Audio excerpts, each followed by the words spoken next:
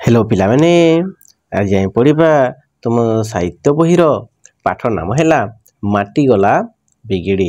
ए पाठटी को लिखिंट डॉक्टर नरेंद्र प्रसाद दास।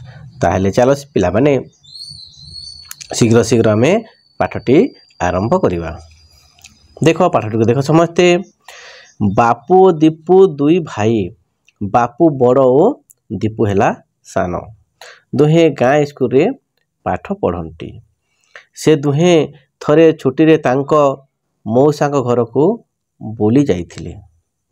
मौसा घरे एक नई कुलिया मफसल गाँ रे मौसा बापा थिले जड़े पाकला बुढ़ा। बयस प्राय 80 वर्ष हेबो। एते बयस रे भी से टाण अछंती। दांत केतोटी पड़ी जाइथिले भी आउ जो केतोटी अच्छी सेगुड़िक बेस मजबूत अच्छी। एबे भी सेथिरे से मक्का काकुड़ियो पिजुली चोबाई खाती। चषमा न लगाई बही खबर कागज पढ़ी पारती। बापू दीपू तांकू अजा बोली डाकती। मौसा घर पछपटे गोटे बड़ बगीचा। सेई बगीचारे केते जातिर फूल गछ फल गछ लगा जाइछि। बरसर 12 मास सेठारे नाना प्रकार पनीपरिया मध्य चाष करा जाए। से दिन सकाले बापू दीपू मौसा घरे पहुँचला बेलको देखिले अजा तांको बगीचारे काम करुछंती। से माटी हाणुछंती, घास बासुछंती, गछ मूले पानी देउछंती। भाई दुहे अजांकु मुंड नई प्रणाम कले। अजा पिला दुहीं को देखी खुशी होई गले। मोहरु झाल पोछि गोटे गछ छायरे जाई बसी पड़िले। बापू और दीपूंकर भल मंद खबर सबू पचारिले। बापू कहिला, अजा आपण ए बयस रे एते परिश्रम करुछंती काहींकी? देख एटा से दुई भाई बापू दीपू अजांग सहित बसी कथा गछ मूल देख बसी कथबार्ता होउछंती। अजा कहिले, मते अलसुआ होई घरे बसी रहिबाकू भल लागे नाही। सकाले संजे दुई ओली एमिति घंटाए लेखाए बगीचार काम कले ता द्वारा देह भल रहे, मन फुर्ती लागे। ता छड़ा किछि फल फसल मध्य अमल करी होए। दीपू कहिला, अजा आपण घरे बसी किछि काम करुनाहंती? ए धूली माटी रे काहेकी घांटी अछंती?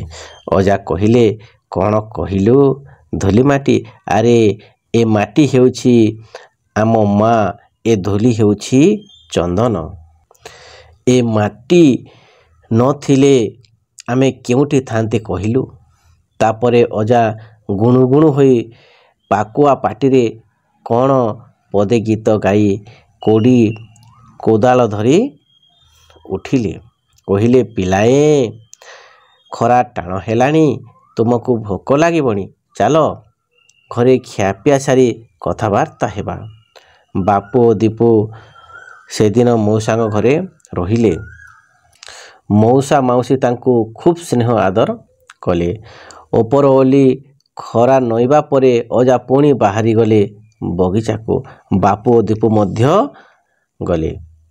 अजांक सांगरे मिसी से दुहे केते काम करी पकाइले।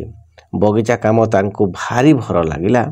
बापू कहिला, अजा आपणक बाड़ी तो केते सुंदर सुंदर फूल सब फुटिछि, केते जातिर परिबा भी फलिछि। आपण कौन बेसी परिमाण सार दिछंती? अजा कहिले, बेसी सार देले जे बेसी फसल अमल हेबो से कथा ठीक नहे। केते जमीरे केते सार दियाजिबो तार एक हिसाब अछि। ता छड़ा बजार जो कृत्रिम सार बा रासायनिक सार मिलुछि सेही तो हेउछे सबु अनिष्टर मूल। दीपू कहिला, से सार देले तो अधिक फसल अमल हेउछि, ताहा पुणी अनिष्ट करुछि केमिति? अजा कहिले, सुनो पिलाए, आम ए नई कुलिया गाँटीर ମାଟି ଆଗେ ଖୁବ୍ ଉର୍ବର ଥିଲା। ମଞ୍ଜିଟାଏ କି ଚାରାଟାଏ ପୋତିଦେଲେ ମନକୁ ମନ କାହିଁରେ କ'ଣ ବଢ଼ି ଯାଉଥିଲା।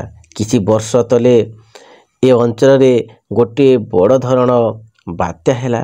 ବାତ୍ୟାରେ ଲୋକମାନଙ୍କର ଘରଦ୍ୱାର ଯାହା ତ ଭାଙ୍ଗିଗଲା, ତା ସହିତ ଅଧାରୁ ଅଧିକ ବଡ଼ ବଡ଼ ଗଛ ସବୁ ଉପୁଡ଼ି ପଡ଼ିଲା। ବାତ୍ୟା ପରେ କ୍ଷେତ ବାଡ଼ିରେ ପୋକ ଭର୍ତ୍ତି ହୋଇଗଲେ। ପୋକର ଦାଉରୁ ଫସଲ ରକ୍ଷା କରିବା ପାଇଁ ଚାଷୀମାନେ ମନ ଇଚ୍ଛା ପୋକମରା ବିଷ ପକାଇଲେ।